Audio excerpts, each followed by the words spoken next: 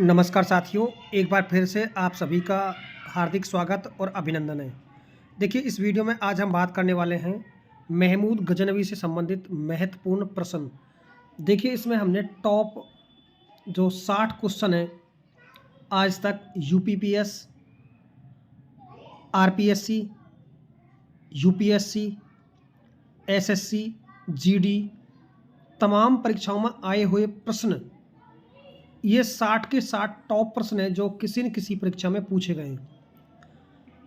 आप लोग वीडियो के अंत तक जरूर बने रहें और टोटल 60 के 60 प्रश्नों को देखें कि किस तरह का प्रश्न यहाँ से उठाया गया है। तो यूपीएससी की जो परीक्षाएं वहाँ ज़्यादा पूछे गए प्रश्न हैं और डेप्थ वाले प्रश्न भी हैं इसमें और सरल प्रश्न भी हैं। सभी प्रकार के प्रश्नों को इसमें समाहित किया गया है। तो प्रश्न नंबर 1 को जानने से पहले आपको जानना है महमूद गजनवी, जो महमूद गजनवी हैं उनके पिता का नाम था सुबक्तगीन। देखिए, ये नाम जो लिखा हुआ है ये सुबक्तगीन महमूद गजनवी के पिता थे। और जो अल्पतगीन है इसके बारे में और थोड़ा सा जान लीजिए। जो अल्पतगीन है इसी का उत्तराधिकारी था सुबक्तगीन, लेकिन ये इसका बेटा नहीं था।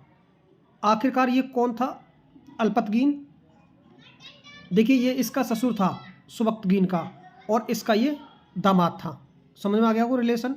तो अल्पतगीन के बाद शासक बनता है सुबक्तगीन और यानी सुबक्तगीन के बाद में बनता है शासक महमूद गजनवी। तो इन सब के बारे में डिटेल से आपको जानकारी मिलती रहेगी, तो आप पहचानते रहेंगे कि आखिर ये प्रश्न इस तरह से कैसे है। अगर आपको नॉलेज नहीं है, जानकारी नहीं है, तो मैंने बता दिया है महमूद गजनवी के पिता सुबक्तगीन है और सुबक्तगीन सत्ता पर जब बैठा है तो वो अल्पतगीन के बाद बैठा है और अल्पतगीन इनका ससुर था और ये इसके दामाद थे। क्लियर? अब देखते हैं प्रश्नों की प्रश्नमाला को। पहला प्रश्न है, इनमें से कौन गजनी राजवंश का संस्थापक था? तो जो गजनी जो राजवंश है उसको स्थापित करने का श्रेय किसको जाता है?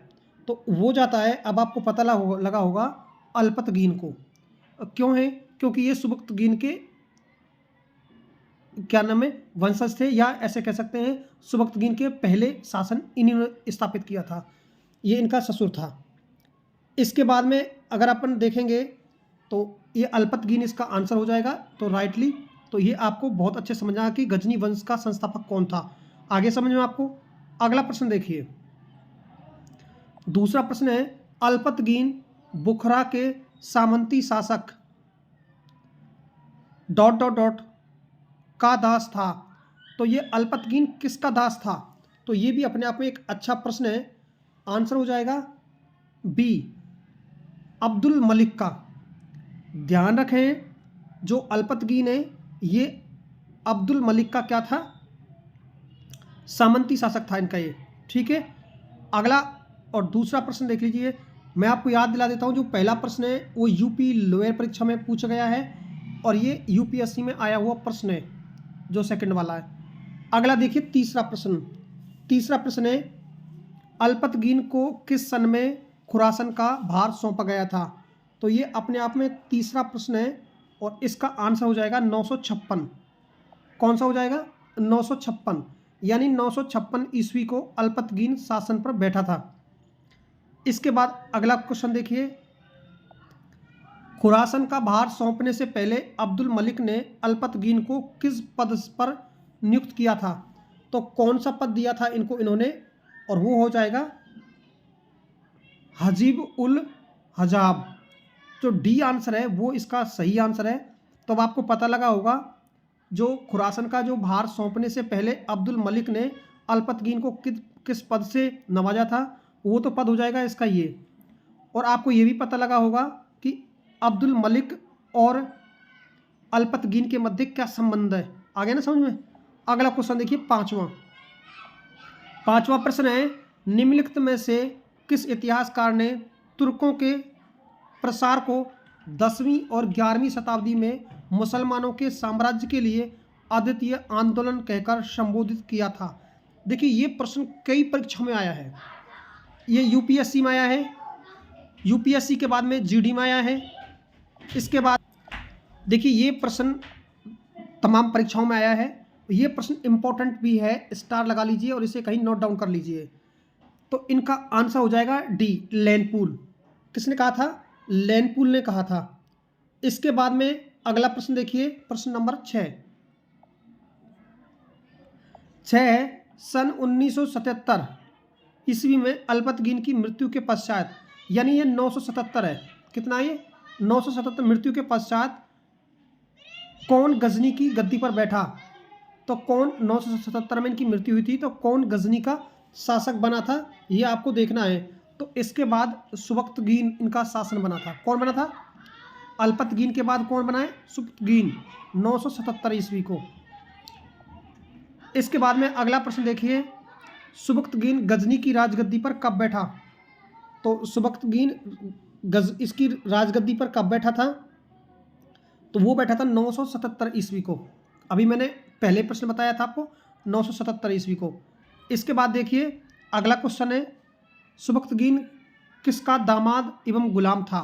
तो ये इंपॉर्टेंट क्वेश्चन है। तो मैंने अभी पहले आपको बता चुका हूँ कि ये अल्पतगीन इसका ये दामाद भी था और गुलाम भी था। समझ गए ना? और अल्पतगीन के बाद ही सुबक्तगीन सत्ता पर बैठा है। तो ये चीज़ आपको क्लियरिटी में समझ में आ रही होगी। अगला क्वेश्चन देखिए, 9वां क्वेश्चन, सुबक्तगीन को निम्नलिखित में से कौन सी उपाधि प्रदान की गई थी? तो ये इंपॉर्टेंट क्वेश्चन है। ये अमीर उल उमरा इनकी उपाधि इनको दी गई थी, और ये उपाधि बहलुल लोधी भी प्राप्त करते हैं बाद में आके, अमीर उल उमरा की। जब हम लोधी वंश पढ़ाएंगे तो आपको बताएंगे। तो ये क्वेश्चन नंबर है 9। इसके बाद देखेंगे 10वां क्वेश्चन। कौन सा क्वेश्चन? 10वां देखेंगे।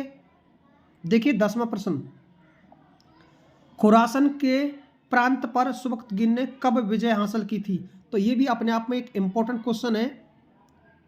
देखिए खुरासन के प्रांतों पर सुबक्तगीन ने कब विजय प्राप्त की थी?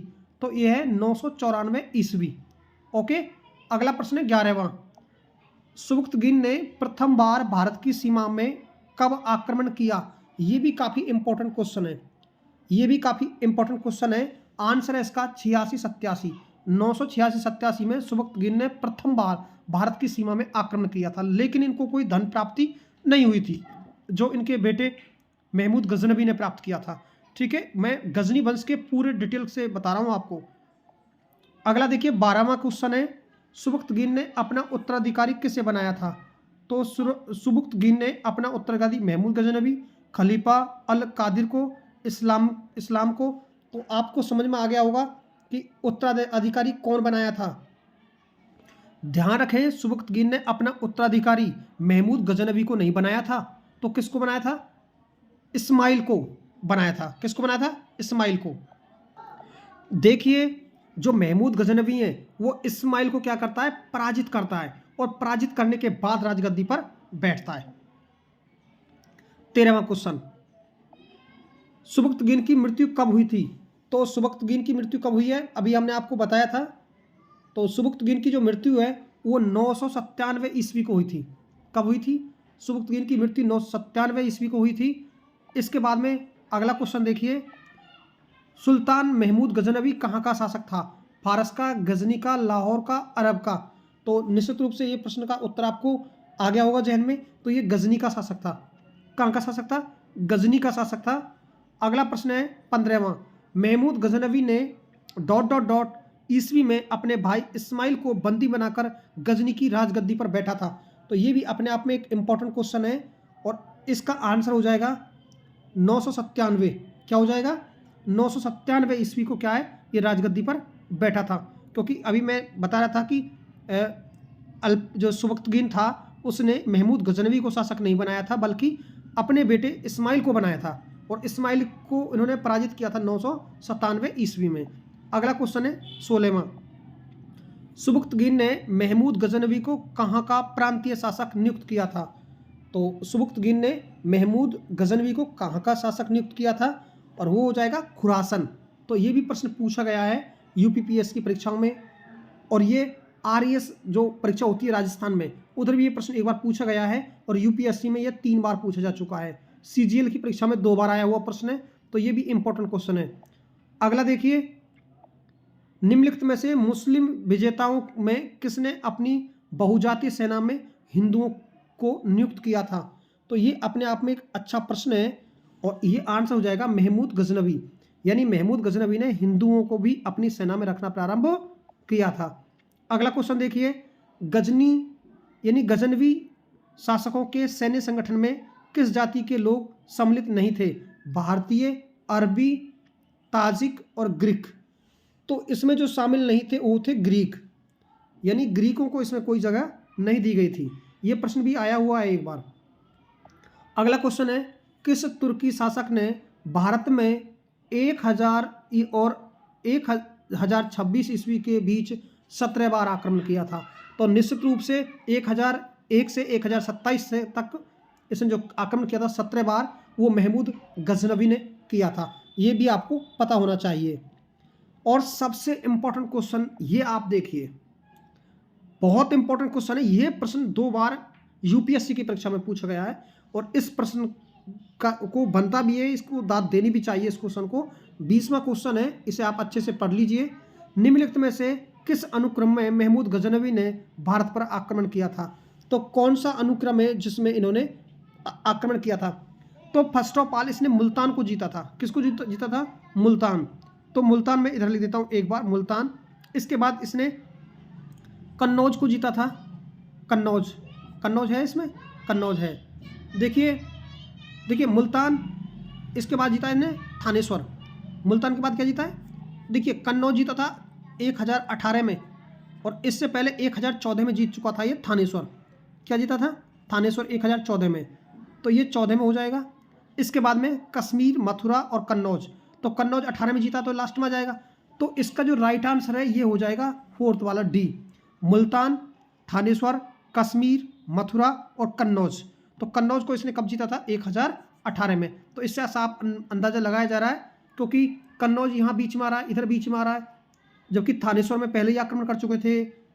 ये इससे आराम से ये प्रश्न इंक्लूड किया जा सकता है अगर आपको थोड़ी सी भी नॉलेज है तो। और वीडियो में मैंने आपको बताया था 1001 ईस्वी को इसने जो आक्रमण किया था वो किया था प्रांतीय क्षेत्रों में, जो जम्मू कश्मीर के आसपास वाला जो इलाका था उसमें, और उससे प्रांतीय क्षेत्रों में जयपाल को मार के जयपाल ने आत्महत्या कर ली थी, मैंने आपको बताया था।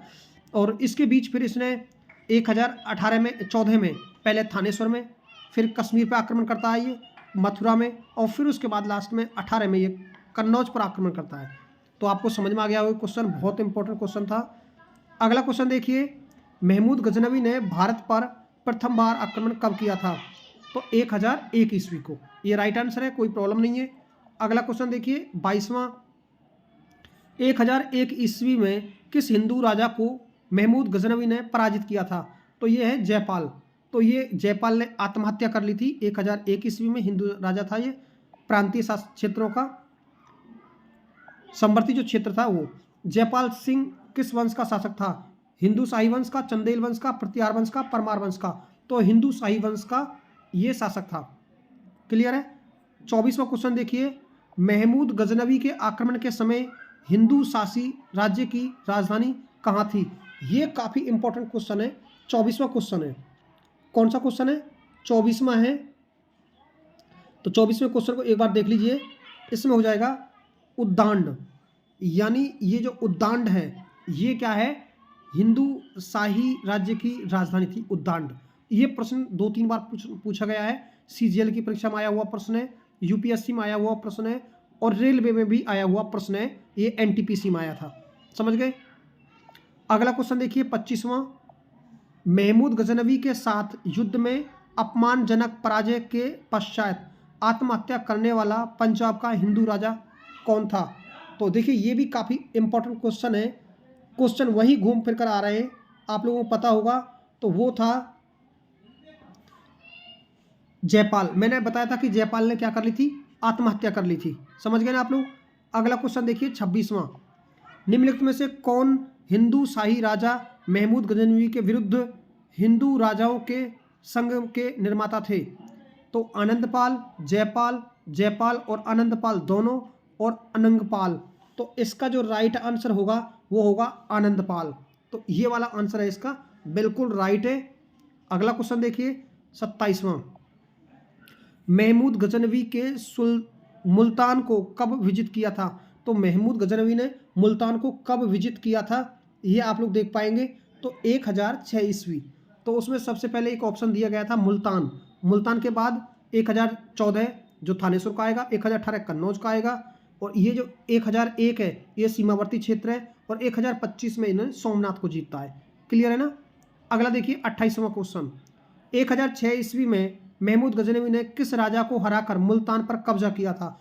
तो उस समय वहां का राजा कौन था जब मुल्तान पर राज चल रहा था उनका? तो आंसर हो जाएगा अब्दुल फतेह दाऊद। इनको पराजित किया था मुल्तान में। अगला क्वेश्चन देखिए 1018 ईस्वी में महमूद गजनवी ने प्रतिहार राजा ... हराकर कन्नौज पर कब्जा किया था। तो 1018 आ गया ना। तो ये अपने आप में एक अच्छा प्रश्न है। तो किसको इन्होंने पराजित किया था? तो यहाँ के शासक थे राज्यपाल। कौन थे? राज्यपाल। और राज्यपाल शासन व्यवस्था को छोड़ करके निर्जन वनों में चले गए थे। मैंने आपको ये पहले भी बताया था। और कन्नौज में जो त्रिपक्षीय संघर्ष हुआ था वो किस किस के बीच में हुआ था, वो मुझे आप कमेंट करके ज़रूर बताएं कि उनमें कौन थे। राष्ट्रकूट था या पाल वंश था, और एक था गुर्जर प्रतिहार। तो इन तीनों को कमेंट करके मुझे ज़रूर बताएं ताकि आपको याद रहे। बहुत इंपॉर्टेंट क्वेश्चन है वो। अगला देखिए महमूद गजनवी ने निम्नलिखित में से किस प्रसिद्ध मंदिर पर धावा बोला था? तो प्रसिद्ध मंदिर था वो है सोमनाथ। 1025 ईस्वी। तो ध्यान रखें 25-26 आंसर में जो आता है आपको राइट टिक करना। अगर 26 दे रहा है तो 26 करना है, बाकी 25 देता है 25 तक तो वो इसका राइट आंसर है। तो सोमनाथ पर उन्होंने विध्वंस किया था। अगला क्वेश्चन देखिए। अगला है महमूद गजनवी ने काठियावाड़ के सोमनाथ मंदिर पर कब आक्रमण किया था? तो देखिए आया ना ये प्रश्न एज इट इज यूपीएससी में, एसएसजीडी में, और ये एसएससी में पूछा हुआ प्रश्न है। तो ये बहुत बार पूछे जाने वाला प्रश्न है, इंपॉर्टेंट भी है। अगला है 33वां। अधोलिखित विदेशी आक्रमणकारियों में किसने सोमनाथ मंदिर की लूट की थी? तो निश्चित रूप से महमूद गजनवी जो है उन्होंने सोमनाथ मंदिर को लूटा था। अगला प्रश्न है 34वां। सोमनाथ पर महमूद गजनवी अर्थात गजनी के आक्रमण के समय चालुक्य या चोल यानी सोलुक्य वंश से गुजराती शासक कौन था? सोमेश्वर, कुमारपाल, भीम, जयसिंह। तो यहाँ थे भीम सिंह फर्स्ट। समझ ध्यान रखना, ये मैं आपको पहले बता चुका हूँ। चालुक्य शासक भीम सिंह प्रथम के समय में क्या है उन्होंने आक्रमण किया था। अगला क्वेश्चन है महमूद गजनवी द्वारा विनिष्ट किए जाने के पश्चात सोमनाथ मंदिर का जीर्णोद्धार निम्नलिखित में से किसने करवाया था? ये अपने आप में इंपॉर्टेंट क्वेश्चन है एसएससी जीडी में, और उसमें पूछा गया बहुत इंपॉर्टेंट क्वेश्चन है। तो इसका आंसर हो जाएगा भीम।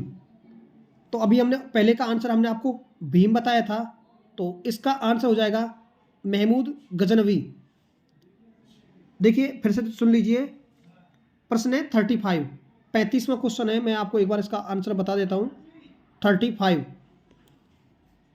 35वां देखिए एक बार फिर से देख लीजिए। महमूद गजनवी द्वारा विनिष्ट किए जाने के पश्चात सोमनाथ मंदिर का जीर्णोद्धार निम्नलिखित में से किसने करवाया था? तो अनहियल पाटन के कुमारपाल ने, जो अनहियल पाटन जो गुजरात है उसके कुमारपाल द्वारा इसका जीर्णोद्धार करवाया गया था। ये प्रश्न अपने आप में इंपॉर्टेंट है। ये आरएएस में, आरटीएस में जो आरएएस प्री और ये ओपीटी हिस्ट्री 1994 और यूपीएससी प्री ओपीटी हिस्ट्री 1997 में पूछा गया क्वेश्चन है। तो ये अपने आप में इंपॉर्टेंट है। अनहियल पाटन के कुमारपाल के ने इसका क्या है जीर्णोद्धार करवाया था। अगला क्वेश्चन देखिए, निम्न में से कौन चंदेल शासक जो महमूद गजनवी से पराजित नहीं हुआ था? तो इनमें से कौन सा शासक है जो महमूद गजनवी से पराजित नहीं हुआ था? और वो है इनमें से एक विद्याधर। कौन है? विद्याधर है जो पराजित नहीं हुए थे। 37 महमूद गजनवी का भारत पर अंतिम आक्रमण कब हुआ था? तो वो हुआ 1027 ईस्वी, मैंने आपको बताया भी था। अगला क्वेश्चन देखिए, सुल्तान महमूद के भारत विजय का मुख्य क्या उद्देश्य था? तो वो यह है साम्राज्य विस्तार, धर्म प्रचार, धन संग्रह, उपरोक्त में से कोई नहीं। तो धन संग्रह, मैंने आपको पहले भी ये क्वेश्चन बताया था, इनका मुख्य उद्देश्य था धन संग्रह। अगला क्वेश्चन है, नवार नदी पर बाढ़ ए सुल्तान बांध का निर्माण निम्नलिखित में से किस शासक ने करवाया था? ये प्रश्न कई परीक्षा में आया हुआ है। नवार नदी पर बाढ़ ए सुल्तान बांध का निर्माण किसने करवाया था? तो ये कई बार आया हुआ प्रश्न है। एक बार इसे आप फिर से अपनी नज़रों से देख लीजिए और इसका आंसर हो जाएगा महमूद गजनवी। क्या हो जाएगा? महमूद गजनवी। नवार नदी पर बाढ़ ए सुल्तान बांध का निर्माण किसने करवाया था? तो वह महमूद गजनवी। अगला क्वेश्चन देखिए 40वां। किसने एक तरफ संस्कृत मुद्रा लेख के साथ चांदी के सिक्के निर्गत किए थे? तो इनका आंसर हो जाएगा महमूद गजनवी। अगला क्वेश्चन देखिए निम्नांकित शासकों में से किसने अपने सिक्कों के पृष्ठभाग पर कालिमा का संस्कृत अनुवाद दिया? अव्यक्तम क्रम मोहम्मद अवतार। तो ये जो नाम दिया था ये किसने दिया था? तो 41 में आप एक बार देख लीजिए। इसका आंसर हो जाएगा महमूद गजनवी। ये प्रश्न भी कई परीक्षा में पूछा जा चुका है। अगला प्रश्न है खलीफा अल कादिर बिलाल ने महमूद गजनवी अर्थात गजनी को यामनी उद्दौला साम्राज्य की दक्षिण भुजा तथा उपाधियों से विभूषित किया था। तो ये अपने आप में भी इम्पोर्टेंट क्वेश्चन है। मैं आपको एक बार फिर से बता देता हूँ।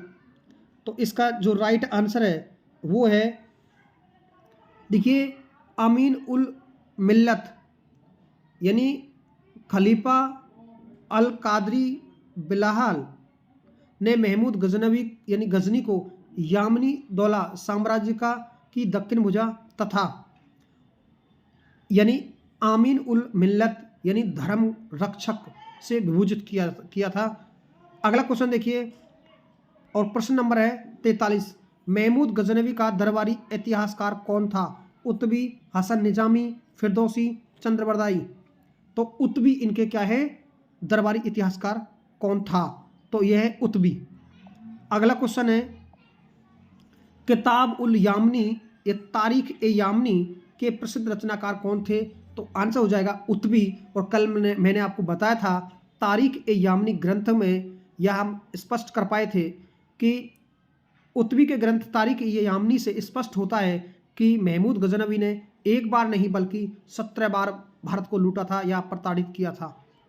अगला क्वेश्चन है 45। निम्न में से किस इतिहासकार ने भारत के विरुद्ध महमूद गजनवी के अभियानों को इस्लाम धर्म का प्रचार एवं धार्मिक युद्ध अथवा जिहाद का रूप दिया था? तो ये अपने आप में एक बहुत इंपॉर्टेंट क्वेश्चन है और क्वेश्चन नंबर है 45। आंसर हो जाएगा उतबी। ये भी इंपॉर्टेंट क्वेश्चन कई परीक्षाओं में पूछा गया है। यूपीपीएस की परीक्षा में भी आया हुआ प्रश्न है, ये आरएएस में भी पूछा गया प्रश्न है, एसएससी जीडी में आया हुआ प्रश्न है। ये दोबारा देख लो। निम्नलिखित में से किस इतिहासकार ने भारत के विरुद्ध महमूद गजनवी के अभियानों को इस्लाम धर्म का प्रचार एवं धार्मिक युद्ध अथवा जिहाद का रूप दिया था? वो थे उतबी। अगला देखिए 46। तो इसका आंसर हो जाएगा उतबी। क्या हो जाएगा? उतबी। अगला क्वेश्चन देखिए। अगला प्रश्न है महमूद गजनवी के साथ भारत आने वाला मध्य एशिया का प्रसिद्ध इतिहासकार कौन था? तो ये इंपॉर्टेंट क्वेश्चन है और उसका नाम है अल बरूनी। क्या नाम था? अल बरूनी। और अल बरूनी के द्वारा एक पुस्तक लिखी गई थी किताब उल हिंद या तहकीद ए हिंद। देखिए एक पुस्तक है किताब उल हिंद या तहकीद ए हिंद। ये पुस्तक क्या नाम है? अल बरूनी की है। ये इंपॉर्टेंट पुस्तक है, लगातार परीक्षाओं में पूछी जाती है। अगला प्रश्न है अल बरूनी का जन्म आधुनिक खीवा प्रदेश में कब हुआ था? तो अल बरूनी का जो जन्म है वो कब हुआ था? ये प्रश्न भी एक बार पूछा जा चुका है।